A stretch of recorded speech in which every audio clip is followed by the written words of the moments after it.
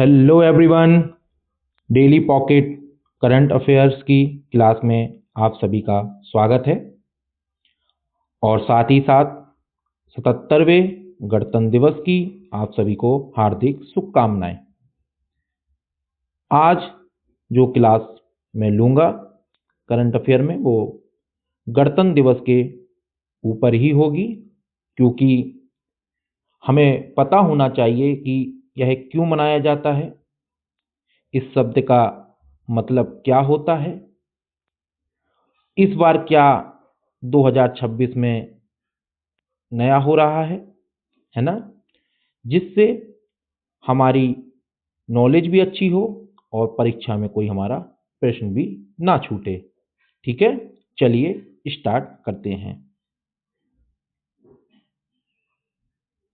आज है 26 जनवरी 2026 और जो करंट अफेयर के स्रोत होते हैं वो the Hindu, press information bureau, all India radio, Indian express, down to earth, times of India.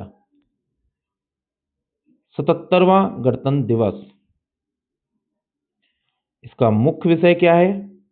2026 में जो 77वां गणतंत्र दिवस मनाया जा रहा है उसका मुख्य विषय है वंदे मातरम के 150 वर्ष, है ना।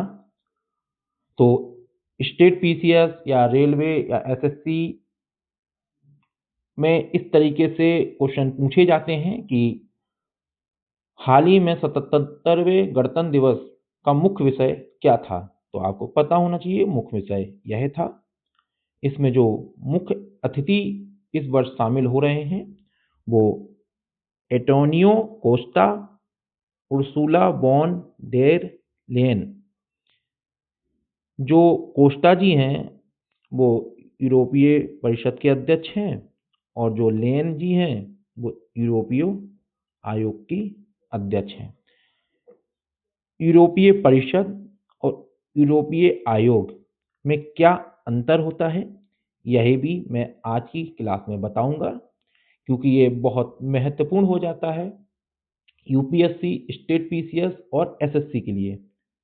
क्योंकि कभी कभी एग्जामिनर क्या करते हैं, जैसे ये मुख्य अतिथि आए हुए हैं तो इनकी जिस संस्था से इनसे जुड़ाव है वहां से आपसे क्वेश्चन पूछ देंगे। तो हमें इस तरीके से पढ़ाई करना है कि हमसे कुछ रह भी ना जाए और हम कुछ ज़्यादा अतिरिक्त पढ़े भी नहीं, क्योंकि हमें रिवीजन भी करना है। और क्या नया हो रहा है इस बार? पहली बार यूरोपीय नौसेना दल परेड में शामिल होगा। ये याद रखिएगा, स्टेट पीसीएस और एसएससी और यूपीएससी के लिए तो देखिए सारे कथन लेंगे और इससे मिक्सचर करके क्वेश्चन बनाता है ना। तो स्टेट पीसीएस इस तरीके से क्वेश्चन बना सकता है कि किस एक नौसेना ने 77वें गणतंत्र दिवस पर परेड में शामिल किया गया है? तो यूरोपीय नौसेना को। ठीक है, चलिए गणतंत्र दिवस हम मनाते हैं पर उसके विषय में हमें अच्छी खासी नॉलेज भी होना चाहिए, क्योंकि यह हमारे देश के एक आधार से जुड़ा हुआ शब्द है और इसको जानना हमें बहुत आवश्यक है। ठीक है, पहले हम इसका ऐतिहासिक और संवैधानिक संदर्भ पूरा देखेंगे। 1929 में जो लाहौर अधिवेशन हुआ था, आप इतिहास में पढ़ते होंगे, यहां पर कांग्रेस ने पूर्ण स्वराज का संकल्प लिया था। ठीक है, जब पूर्ण स्वराज का संकल्प ले लिया उसके बाद पहला स्वतंत्रता दिवस इन्होंने 26 जनवरी 1930 को मनाया और इसी दिन को 26 जनवरी को इन्होंने संविधान लागू करने के लिए चुना। ठीक है, क्यों चुना था? क्योंकि 26 जनवरी 1930 को पहला स्वतंत्रता दिवस मनाया था। फिर संविधान सभा का गठन होता है। संविधान सभा संविधान बनाने पर कार्य करती है, जो कि मैं आपको पॉलिटी में बहुत अच्छे से पढ़ाऊंगा। यहाँ पर कुछ ऐसे पॉइंटों को लिया गया है जो एग्जाम में सीधा पूछा जा सकता है। तो 2 वर्ष 11 महीने 18 दिनों में संविधान तैयार हुआ और 26 नवंबर 1949 को इसे अपनाया गया। अब देखिए, मैं आपको पढ़ा तो रहा हूं, अभी यहां से क्वेश्चन भी बनाऊंगा बहुत। अब देखिए, अपनाया गया शब्द है, ना कि लागू किया गया, है ना। तो कब अपनाया गया? 26 नवंबर 1949 को। अच्छा, इसका महत्व क्या है? जो हम गणतंत्र दिवस मनाते हैं, इसका महत्व क्या है, ये भी पता होना चाहिए। तो चलिए इसको थोड़ा सा और जूम करते हैं। हम्म, इसका महत्व है 26 जनवरी 1950 को भारतीय संविधान लागू हुआ। ठीक है।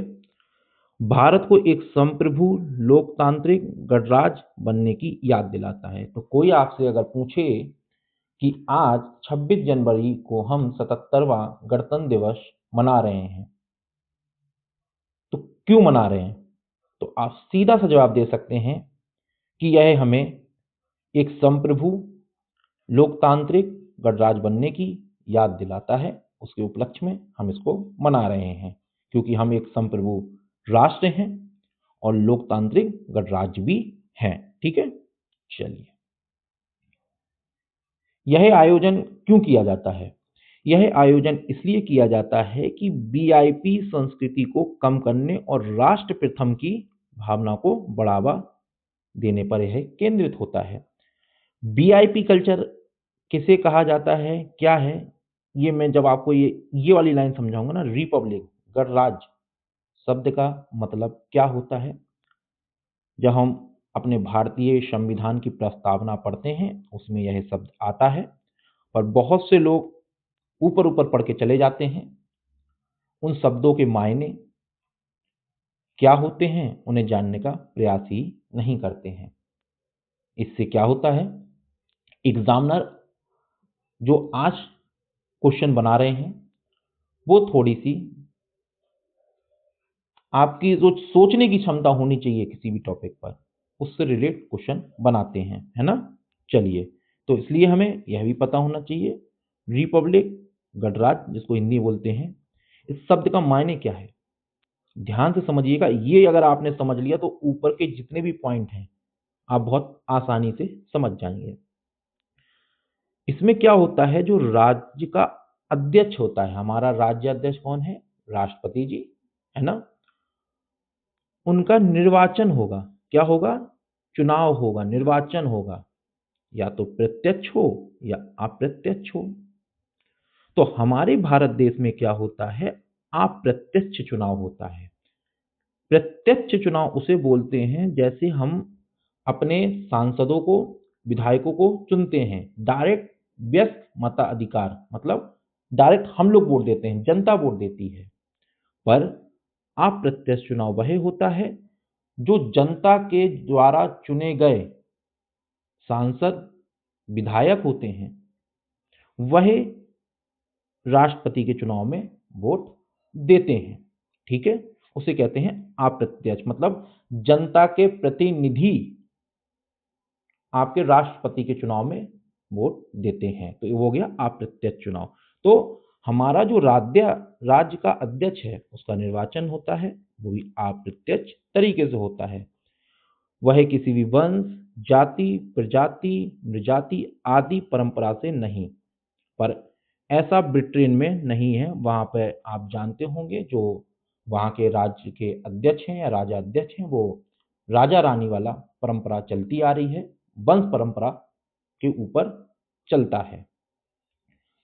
तो जब हम डेमोक्रेसी की बात करते हैं या लोकतंत्र की बात करते हैं, जो लोगों के लिए होता है ना, तो उसकी पूर्व शर्त क्या है? उसकी पूर्व शर्त है कि पहले वह देश जहां लोकतंत्र चाहिए वहां पहले गणराज्य, रिपब्लिक होना आवश्यक है। तो इसको अगर मैं संक्षेप में कहूं, तो अगर आपसे कोई पूछता है कि अच्छा बताओ हम गणतंत्र दिवस मना रहे हैं, तो गणतंत्र का मतलब क्या है, तो आप सीधा बता सकते हैं कि जो हमारे देश के राज्य अध्यक्ष होते हैं, राष्ट्रपति जी होते हैं, उनका निर्वाचन होता है, किसी वंश परंपरा जाति से संबंधित नहीं होते हैं, अप्रत्यक्ष चुनाव होता है, और लोकतंत्र किसी भी देश में चाहिए तो उसकी पूर्वशर्त रिपब्लिक होता है। अगर आप इतना बताते हैं, मैं आपको बता रहा हूं, बहुत से सरकारी नौकरी की तैयारी करने वाले बच्चों को यह बात पता ही नहीं होती है। बस ऊपर ऊपर पढ़ते हैं, चले जाते हैं। अगर किसी स्टेट पीसीएस एसएससी ने क्वेश्चन बना दिया कि लोकतंत्र की पूर्व शर्त है निम्न में से, और लिख दिया गणतंत्र, समता, स्वतंत्रता, तो आप क्या टिक करेंगे? देखिए, आपको लगेगा तो सारे हैं, पर लोकतंत्र की पूर्व शर्त होती है पहले गणराज्य। एग्जामिनर बहुत बारीकी चीजों पर ध्यान देता है, मतलब बारीक नहीं कहूंगा, हाँ, कॉन्सेप्ट आपका अच्छे से क्लियर होना चाहिए।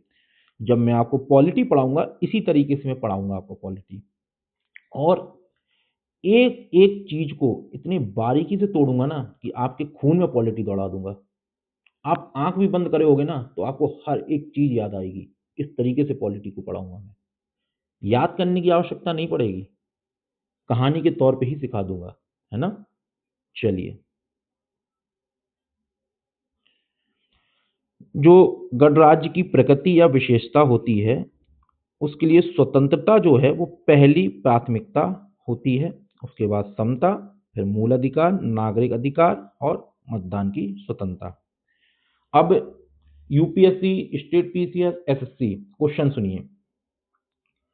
गणराज्य की पहली प्राथमिक विशेषता निम्न में से क्या है?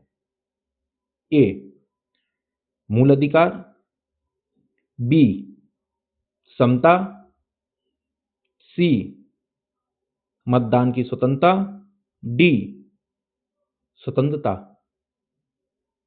अब आप देखिए, ये जो क्वेश्चन है ना, आप अपने साथ जो तैयारी कर रहे हैं ना बच्चे, उनसे पूछ लीजिएगा, आंसर नहीं दे पाएंगे। बहुत बड़े पॉलिटी के महारथी भी बन रहे होंगे कि अरे हमसे पॉलिटी में आप कुछ भी पूछ लीजिएगा आप कि गणराज्य की पहली प्राथमिक विशेषता क्या है। अगर वो सही आंसर दे देते हैं तो आप मुझे बताइएगा। मैं बता रहा हूं, 10 से आप पूछेंगे, शायद ही है कोई एक बच्चा इसका आंसर दे पाए। अच्छे अच्छों को पता नहीं होता है। हमारे एजुकेशन सिस्टम की सबसे बड़ी खामी यही है, मैं बता रहा हूं। अच्छे अच्छे प्रोफेशन में जॉब कर रहे हैं, चीजें कर रहे हैं, पर चीजों का नहीं पता है। इसलिए मैं कहता हूं, यह क्लास आपके लिए बहुत लाभदायक है, और जब मैं पॉलिटी पढ़ाऊंगा तो इस तरीके से निचोड़ूंगा ना पॉलिटी को कि कभी भी आपको याद नहीं करना है, और जहां आप खड़े हो जाएंगे ना, वहां दूसरा पूछेगा ही नहीं, क्योंकि आप हर जगह से उसको लिंक करके घुमा के हर एक चीज को, जो कहते हैं ना हवाबाजी करते हैं कुछ, उस हवाबाजी को आप शांत कर देंगे, क्योंकि ज्ञान के सामने हवाबाजी नहीं चलती है ना। चलिए, अब मैंने आपको ये तो पढ़ाया हुआ है ना, पढ़ा दिया सब। चलिए, इस पे कुछ ऊपर से ही थोड़े थोड़े क्वेश्चन का फ्रेम बनाते हैं, जो इस क्लास के आधार है कि क्वेश्चन मैं बनाते ही बनाता हूँ। यूपीएससी, स्टेट पीसीएस, एसएससी और अदर एग्जाम में भी कि 77वें गणतंत्र दिवस का मुख्य विषय क्या था।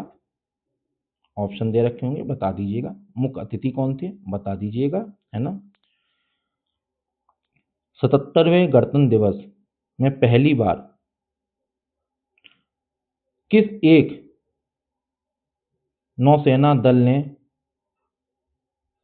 परेड में शिरकत की है? तो यूरोपीय नौसेना ने। ठीक है, तो यहां से तो क्वेश्चन इस तरीके से बन सकते हैं, और जो डेप्थ में क्वेश्चन बनते हैं वो यहां से बनते हैं, जिसको मैं कहूंगा स्टेट पीसीएस, एसएससी और यूपीएससी डेप्थ में जाएंगे, डेप्थ में, है ना। अब यही पूछ दिया जाएगा कि गणतंत्र दिवस क्यों मनाया जाता है। लीजिए, और आपके सामने ये लाइन रखी है, ये वाली। अब आप वीआईपी सोचेंगे कि अरे वीआईपी तो मुकेश अंबानी हुए, चीजें हुई, इनको वीआईपी, नहीं नहीं, ये नहीं हो सकता। नहीं, यहाँ जो वीआईपी का संदर्भ है वो ये है कि किसी वंश, जाति या निर्जाति कि परंपरा के आधार पे हमारा राज्य का अध्यक्ष नहीं होगा। जो हमारा राज्य का अध्यक्ष होगा वह निर्वाचित होगा, चाहे वह प्रत्यक्ष हो चाहे वो अप्रत्यक्ष हो। पर हमारे संविधान सभा ने राष्ट्रपति का निर्वाचन अप्रत्यक्ष किया। उसका कारण यह था कि वो नाम मात्र का शासक होता है, वास्तविक शासक हमारे यहाँ प्रधानमंत्री होता है। तो चुनाव में इतना खर्चा क्यों करना, है ना। अभी मैं क्या करूँगा, आपको पॉलिटी पढ़ाऊंगा ना तो ऐसी स्टोरी सुनाऊंगा, इमेजेस लगाऊंगा। पॉलिटी आप जो लेक्चर पढ़ लोगे ना, सोते सोते चलेंगी चीजें दिमाग के अंदर, है ना। तो चलिए यहां से एक निर्माण करते हैं एक क्वेश्चन का कि गणराज्य शब्द का तात्पर्य है। इस तरीके से एक क्वेश्चन फ्रेम कर देगा स्टेट पीसीएस, एसएससी, यूपीएससी में। तो आपको सिंपल सा पता होना चाहिए कि जो राज्याध्यक्ष हमारा राज्य का अध्यक्ष है उसका निर्वाचन होता है। और अगर थोड़ा सा और डेप्थ में यूपीएससी और स्टेट पीसीएस एसएससी को उतरना है तो वो क्या करेगा कि गणराज्य के निम्न कथनों पर विचार करें। पहला, राज्य अध्यक्ष का इसमें निर्वाचन होता है। दूसरा, भारत में राज्य अध्यक्ष का प्रत्यक्ष निर्वाचन होता है। तीसरा, इसकी तीसरे में ऐसे लिख सकता है कि लोकतंत्र की पूर्वशर्त गणराज्य होता है। अब आपको पता है कि हमारे यहाँ जो राष्ट्रपति का चुनाव है वो अप्रत्यक्ष है ना। तो दूसरा कथन गलत हो जाएगा, पहला सही हो जाएगा और तीसरा भी सही हो जाएगा। तो आपको करना कुछ नहीं है, चीज़ों को बड़े ध्यान से पढ़ना है। कहीं कोई समस्या आती है तो आप कमेंट बॉक्स में लिख दीजिए कि सर मुझे इस चीज़ को थोड़ा और अच्छे से समझा दीजिए, या टेलीग्राम का मैं लिंक आज की क्लास में डाल दूंगा, तो आप टेलीग्राम के लिंक से ग्रुप से जुड़ जाइए, है ना। और वहाँ पे भी आप क्वेश्चन अपना डाउट डाल सकते हैं कि सर ये चीज़ समझ में नहीं आई, थोड़ा सा समझा दीजिए। ये तो हो गया आज गणतंत्र दिवस के उपलक्ष्य में पूरी डेप्थ में नॉलेज। चलिए यहाँ पे दो शब्द आए हुए थे जो स्टेट पीसीएस, एसएससी और यूपीएससी के लिए इंपॉर्टेंट हो जाते हैं। अगर एग्जामिनर को बहुत डिफिकल्ट पेपर बनाना है तो यूरोपीय परिषद, यूरोपीय आयोग, दोनों में अंतर जानना बहुत आवश्यक है। गणतंत्र दिवस के विषय में कई लोग भी समझाएंगे पर इतना डेप्थ में नहीं जाएंगे। और मैं कहता हूं डेप्थ में ज़्यादा भी नहीं जाना चाहिए, पर एग्जामिनर की क्या सोच है वो तो हमें ध्यान में रखना चाहिए। देखिए दोनों में क्या अंतर होता है। यूरोपियन यूनियन है, आपने कई बार सुना होगा ईयू, उसके दो भाग समझिए, एक आयोग और एक परिषद। तो आयोग की भूमिका क्या होती है, यह एक कार्यकारी अंग है ईयू का। जैसे हमारे यहाँ मंत्रिमंडल होता है ना, कि कानून बनाना है, पास करना है, डिसीजन लेना है ना। तो उसी टाइप का ये आयोग कार्य करता है। इसके जो सदस्य हैं इसमें हर सदस्य देश से एक कमिश्नर, कुल 27 होते हैं, ठीक है।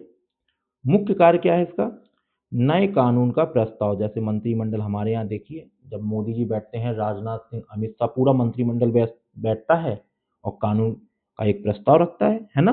और फिर नियमों को लागू करना, ठीक है। और इसका नेतृत्व कौन करता है, तो एक अध्यक्ष के द्वारा इसका नेतृत्व होता है, जो आपने देखा कि हाल ही में हमारे यहाँ अतिथि बन के भी आए हुए हैं, ठीक है। अब करते हैं हम परिषद की बात। तो परिषद जो है एक रणनीतिक अंग है, मतलब गाइड, जो दिशा तय करता है कि किस दिशा में कार्य किया जाए, क्या करना सही होगा, क्या करना सही नहीं होगा। जैसे मैं आपको सिंपल सा एक उदाहरण दे देता हूं, कि एक उदाहरण तो अभी दूंगा, एक उदाहरण मैं लास्ट में भी दूंगा, जो समझ में आया उसको समझिएगा। जैसे आप पॉलिटी पढ़ते होंगे तो आप उसमें पीएमओ पढ़े होंगे, प्राइम मिनिस्टर ऑफिस। तो एक वो, अगर आप देखें तो वो एक रणनीतिक अंग है। और जैसे आप नीति आयोग पढ़ते हैं तो वो भी एक मतलब प्रधानमंत्री के आदेश पर, चीज़ों पर एक रणनीति, स्ट्रेटजी बनाना, दिशा तय करना, किस तरीके से कार्य हो, किस तरीके से ना हो, फिर मंत्रिमंडल के पास जाके उस प्रस्ताव को रखना, चीज़ें रखना, फिर मंत्रिमंडल अपनी राय दे। तो मंत्रिमंडल यहाँ हो गया, प्रधानमंत्री समझ लीजिए यहाँ पर है, ठीक है? इनमें क्या होता है कि जो राष्ट्र के अध्यक्ष सदस्य इसमें शामिल होते हैं, जो राष्ट्र के अध्यक्ष होते हैं, वो इसमें शामिल होते हैं, जैसे राष्ट्रपति और प्रधानमंत्री। ये नीतियों को तय करता है। इसमें एक स्थायी अध्यक्ष होता है, इसमें स्थायी नहीं, पर इसमें स्थायी होता है, ठीक है? अब चलिए एक उदाहरण मैंने बहुत अच्छा आपके लिए डाला है। आप परिषद को समझ लीजिए कि एक कंपनी का मालिक है, मान लीजिए अंबानी जी हैं ये, जो लक्ष्य देते हैं रिलायंस को और जितनी भी कंपनियां हैं कि इस तरीके से काम करिए, देखिए इस तरीके से करना है, मुझे इतना मुनाफा चाहिए, मेरा इतना लागत लगी हुई है, इस तरीके से चीज़ों को आप करिए। जो उनके नीचे अधिकारी होते हैं या मैनेजर्स होते हैं, उनको उन्होंने लक्ष्य दे दिए, तो वो हो गई परिषद। आयोग क्या हो गया? मैनेजर। अब वो उस लक्ष्य की प्राप्ति के लिए कार्य करेंगे कि किस तरीके से करना है, कैसे किया जा सकता है और किन किन तरीकों से तुरंत लक्ष्यों को प्राप्त किया जा सकता है ना? तो ये जानना हमारे लिए बहुत ही महत्वपूर्ण था कि आयोग और परिषद में क्या अंतर है। ये भी मैंने आपको अच्छे से समझा दिया है। और जैसे 15 अगस्त, 26 जनवरी, जब 2 अक्टूबर, ऐसे दिनों पर मैं विशेष क्लास जैसे आज लाया हूँ, ऐसे ही लाऊँगा और जो भी आज का करंट अफ़ेयर होगा, मैं कल शामिल कर लूँगा। कोई करंट अफ़ेयर छूटेगा नहीं, पर एक विशेष क्लास होनी चाहिए। मैं छुट्टी नहीं रखता हूँ, क्लास तो मैं लूँगा ही लूँगा, ठीक है?